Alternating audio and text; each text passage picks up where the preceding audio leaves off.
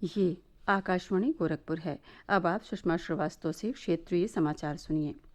केंद्र सरकार ने 4 मई से लॉकडाउन की अवधि देश भर में 2 सप्ताह के लिए आगे बढ़ा दी है, परंतु ग्रीन और ऑरेंज श्रेणी में आने वाले कम जोखिम वाले जिलों में पर्याप्त रियायतें दी जाएंगी। गृह मंत्रालय ने कल नए दिशा निर्देश जारी किए, जो रेड, ग्रीन और ऑरेंज जोन में विभाजित जिलों के जोखिम के अनुसार लागू होंगे। कल तक जिन जिलों में कोविड-19 का कोई मरीज नहीं था अथवा जिन जिलों में संक्रमण के किसी मामले की पुष्टि नहीं हुई थी, वे ग्रीन जोन में समझे जाएंगे। कोविड-19 के सक्रिय मामलों की कुल संख्या, संक्रमित व्यक्तियों के दोगुना होने की दर, परीक्षण की स्थिति और निगरानी से प्राप्त जानकारी के आधार पर रेड क्षेत्र अथवा हॉटस्पॉट की पहचान की जाएगी। ऐसे जिले जो रेड अथवा ग्रीन क्षेत्र में नहीं आएंगे, उन्हें ऑरेंज क्षेत्र समझा जाएगा।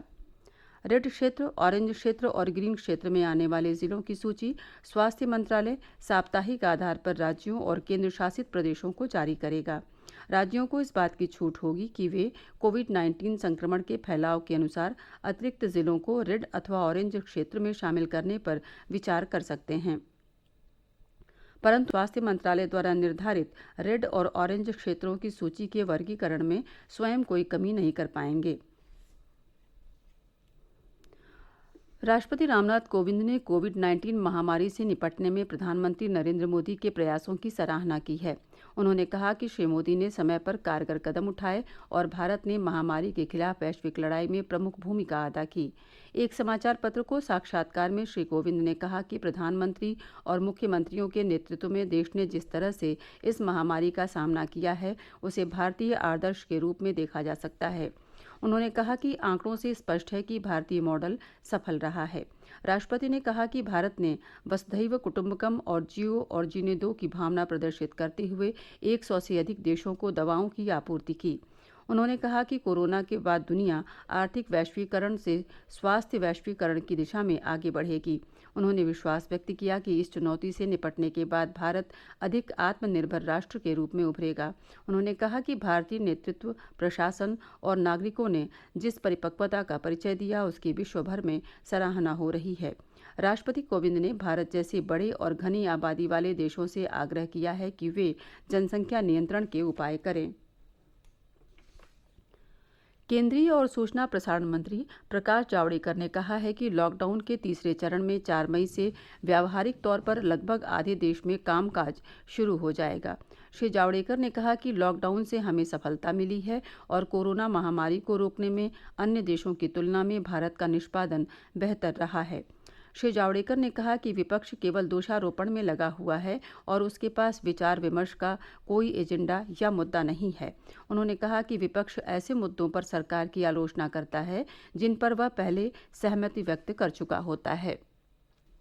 केंद्र सरकार प्रधानमंत्री जनधन योजना की महिला लाभार्थियों के खाते में 500 रुपये की दूसरी किस्त जमा करवाने के लिए बैंकों को राशि जारी कर रही है। इस योजना के तहत हर महिला लाभार्थी को पिछले महीने से 500 रुपये की 3 किस्तें दी जानी हैं। पिछले महीने के पहले सप्ताह में पहली किस्त के तौर पर लगभग 20 करोड़ महिला लाभार्थियों के खाते में राशि जमा कराई गई थी। विभिन्न मंचों से फैलाई जा रही फर्जी खबरों पर अंकुश लगाने के लिए हम तथ्यों की जांच कर भ्रांतियों को दूर करने का प्रयास करते हैं। केंद्र सरकार ने उस व्हाट्सएप संदेश को निरस्त कर दिया है जिसमें अंग्रेजी माध्यम के विद्यार्थियों को घर पर ऑनलाइन अध्ययन के लिए 4,000 रुपये की छात्रवृत्ति देने का दावा किया गया है। पत्र सूचना कार्यालय पीआईबी ने एक ट्वीट में इस दावे को भ्रामक और निराधार बताया है।